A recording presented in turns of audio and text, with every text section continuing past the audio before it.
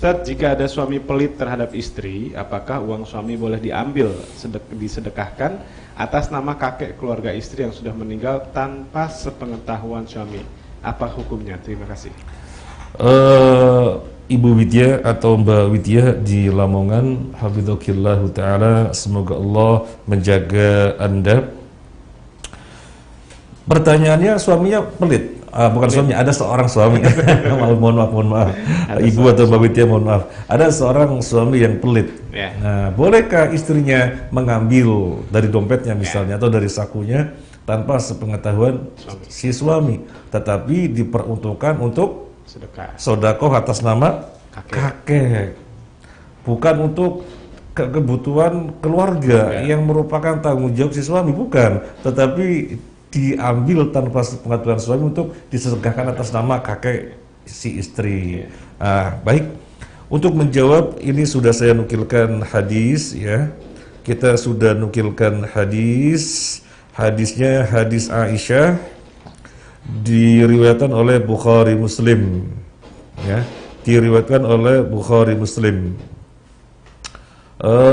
An Aisyah qalat dakhalat Hindun bintu Utsbah imra'atu Abi Sufyan ala Rasulillah sallallahu alaihi wasallam faqalat ya Rasulullah inna Aba Sufyan rajulun syahih la yu'tini minan nafaqah ma yakfini wa yakfi baniya illa ma akhadtu min malihi bighairi ilmihi fahal alayya fi dhalika min junah?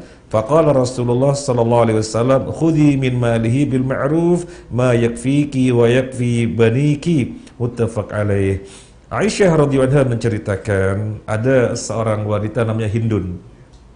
Hindun itu siapa? Hindun bin Utsbah, Hindun bintu Utbah, ini istrinya Abu Sufyan. Dia datang kepada Rasulullah sallallahu alaihi wasallam lalu mengatakan, "Ya Rasulullah, Abu Sufyan suamiku orang yang bakhil, orang yang pelit, tidak mencukupi aku nafkah, ya, memberi nafkah untukku tidak cukup. Demikian pula tidak mencukupi nafkah untuk anak-anak, ya, untuk keluarga, untuk anak-anaknya. Kemudian bisa mencukupi kalau aku ngambil tanpa sepengetahuannya, ngambil dari dompetnya, ngambil dari sakunya tanpa sepengetahuan dia, ya Rasulullah. Soalnya pelit, kalau nggak gitu nggak cukup." Nah, bahasa kita kan begitu.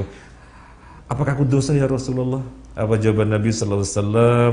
Ambil, kata Nabi, khudhi, ambil dari hartanya dengan cara yang ma'ruf, yang sekiranya mencukupi kamu dan anak-anakmu.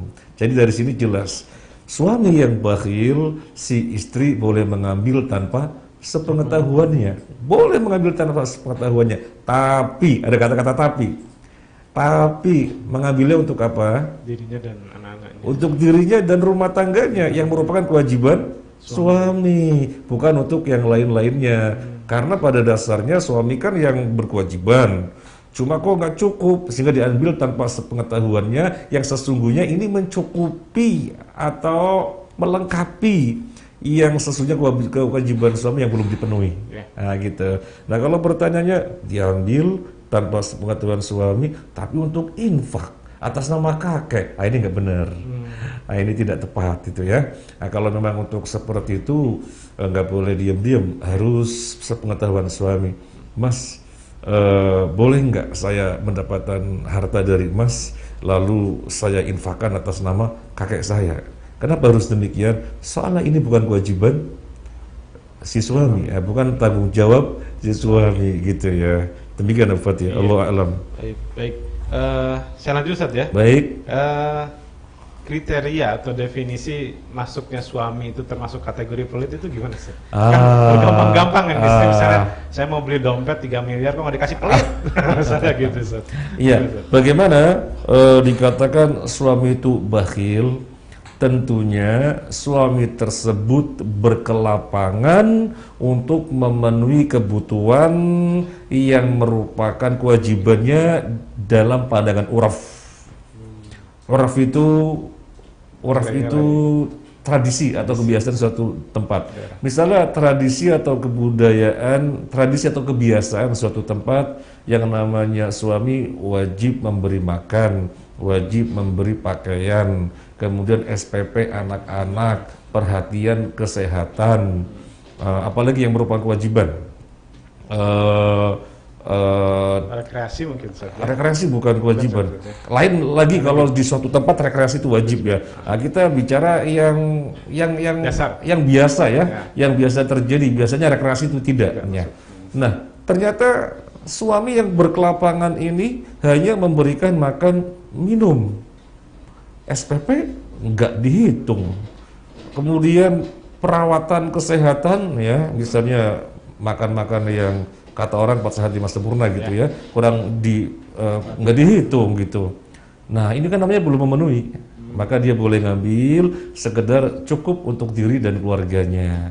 Nah lain lagi kalau suami itu tidak berkelapangan, dia orang yang bertanggung jawab, dia orang yang bertanggung jawab, orang saleh, tetapi sudah banting tulang istilahnya gitu ya, sudah banting tulang peras keringat, memang penghasilnya tidak cukup, maka tidak dikatakan bakhil ya, maka tidak dikatakan bakhil, tapi bisa juga dikatakan bakhil.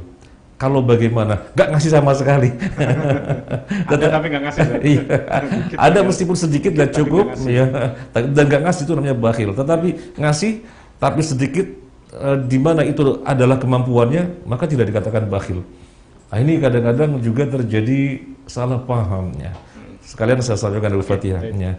Jadi seorang istri merasa suaminya nggak tanggung jawab, sehingga kemudian minta cerai.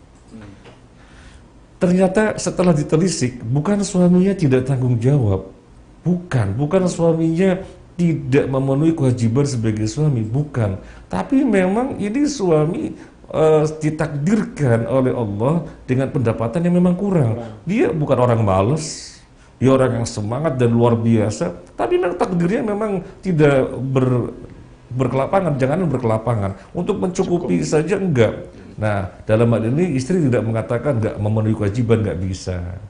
Nah, demikian. Iya. Baik, Ustaz. Jazakallahu khair. Demikian Bu Widya di Lamongan.